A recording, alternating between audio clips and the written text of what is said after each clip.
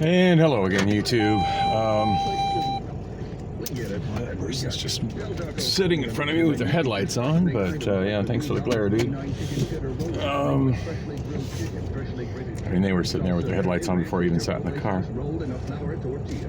Just loitering in the car. Alrighty then. Yeah, speaking of loitering in the car, when I pulled up and was finishing my video, somebody had pulled up and was sitting parked next to me, and then he just drove off as I showed up. It was kind of odd. All right. Anyway, time and date. It's 7:42 p.m.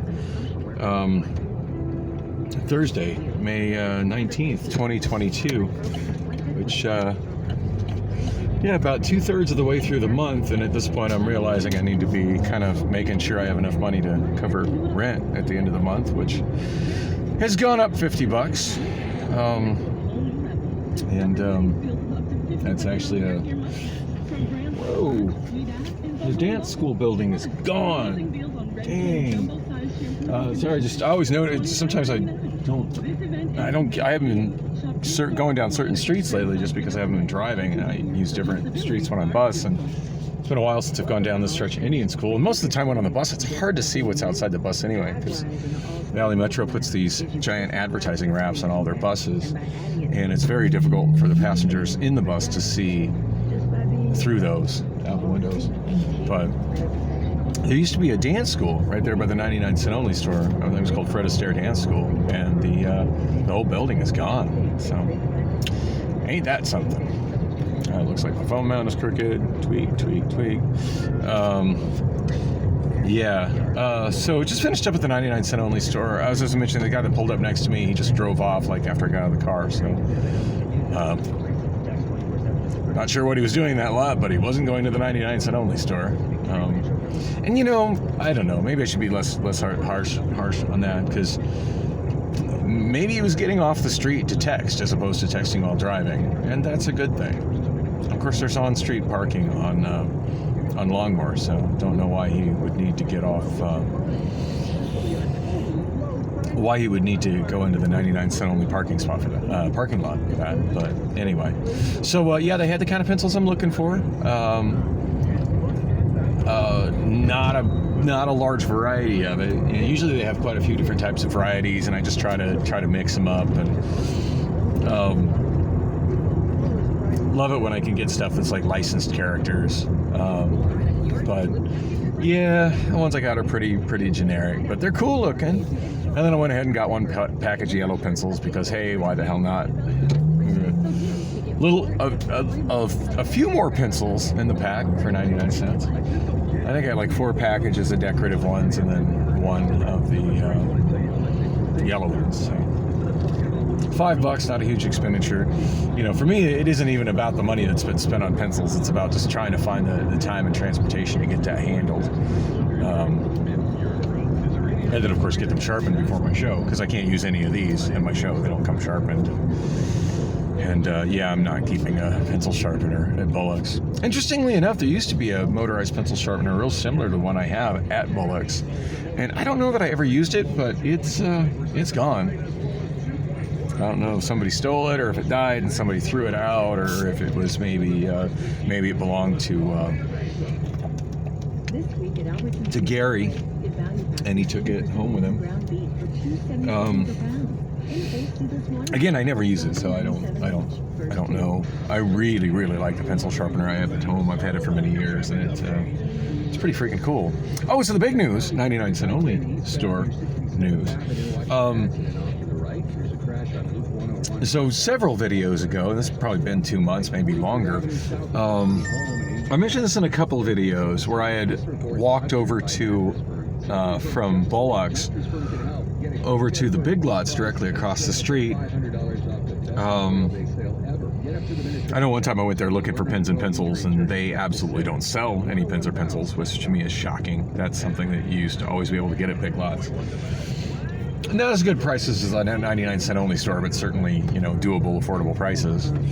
And for me, the biggest issue, at that time was transportation. Like, I needed some place I could walk to. So, didn't have time to be doing bus adventures. Yeah, go ahead, cut me off there, asshole. Wow. Oh, that guy's lane was over. Like, he couldn't see those signs as he was approaching him to get the hell out that lane.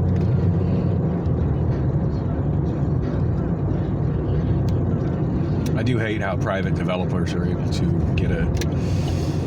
get a lane of a major street closed to build their developments, but yet, you know, if you or I want to do a remodel on our house, we got to make sure that we don't let anything block the road.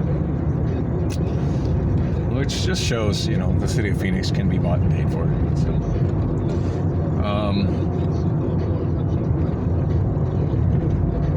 dang, it's 7:47. I need to. I think I didn't waste too much time at the 99-cent only store, because sometimes that's like a mental vortex for me. I just look at random junk, and sometimes I'm just enjoying the view of attractive women in the shopping area. Yeah, go ahead, cut me off, dude.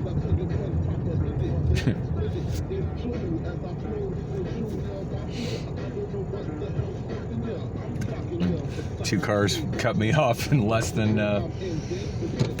half a mile. Good times. Anyway, on those trips that I vlogged to and from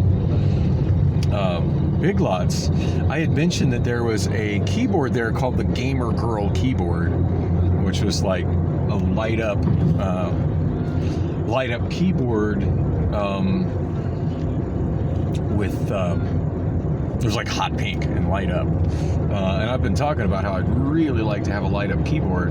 Now, I did buy a really high-end light up keyboard a few years back, and I don't remember exactly how it happened, but one of the keys broke on it, and it's one of the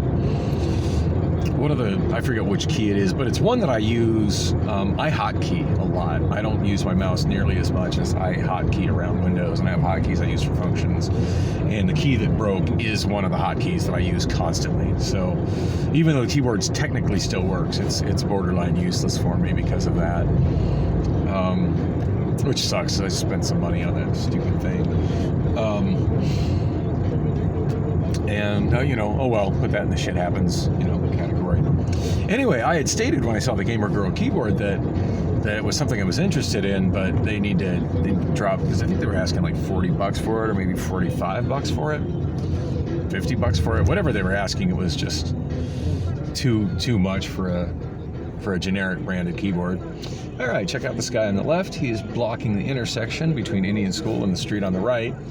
So hopefully in the immediate future, nobody that lives in that street on the right needs to get an ambulance or a fire truck through to them. Yeah, if you're somebody who does that when you drive, stop it. You should never, ever, ever obstruct an intersection, no matter how insignificant the intersection seems. Emergency vehicles need intersections to never be blocked. All right. Sorry, it's just one of those things that people do when they drive all the time that just pisses me the fuck off. Whoa, there's a traffic light here. That is brand new. Wow. Wow. You know, there used to be a hawk at that intersection, so neat to see a traffic light finally there. I used to live in those apartments on the left, and man, that was a really difficult bit of Indian School to cross. Indian School's a super wide road right here, by the way. I think you got 3 lanes westbound. Oh, you know what? It looks like they've added bike lanes since I last paid attention to it. So they might have like actually got rid of one of the traffic lanes and added. And there's a hawk for the Grand Canal bike route. Okay, when it's blinking, that means you guys can go. No, you can go. Like it's blinking, you can go. No, really, you guys can go. Nobody knows how to operate what these traffic lights mean. Nobody reads the signs. There's probably people behind me that think that there's a train crossing here. Now look at this. Now all these people, once the first person goes, then everybody goes, and they go like it's a green light.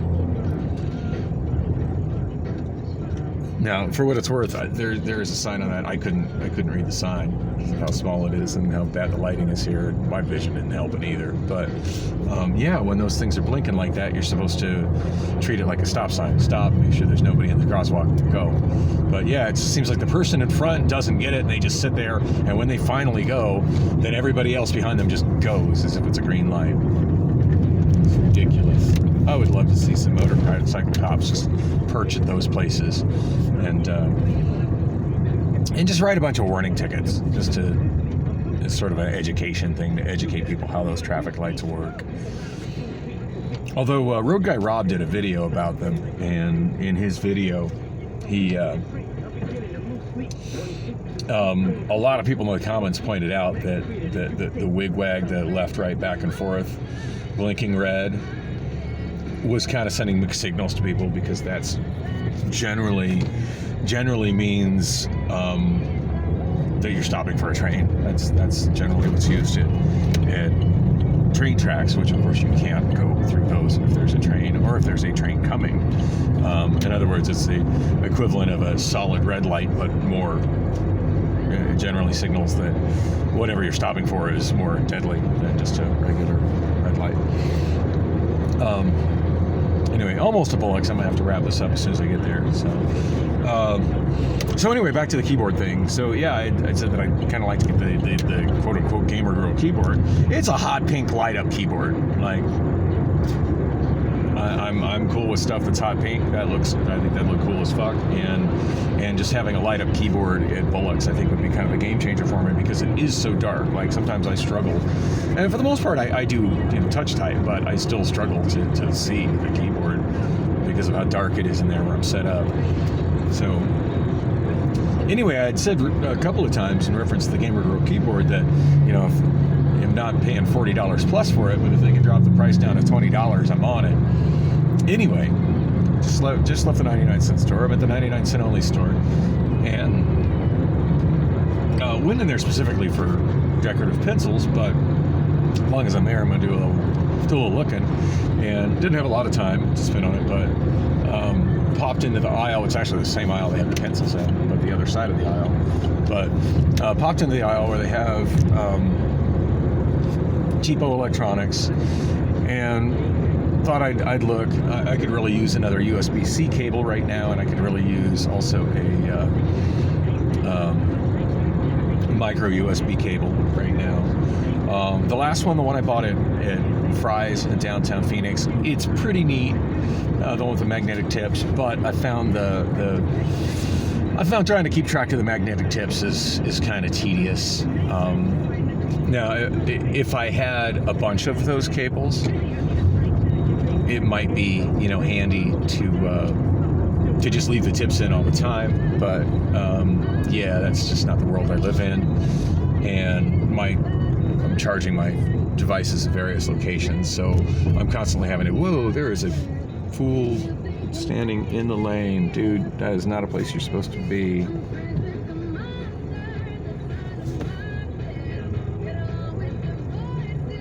Yeah, get out the road, fool.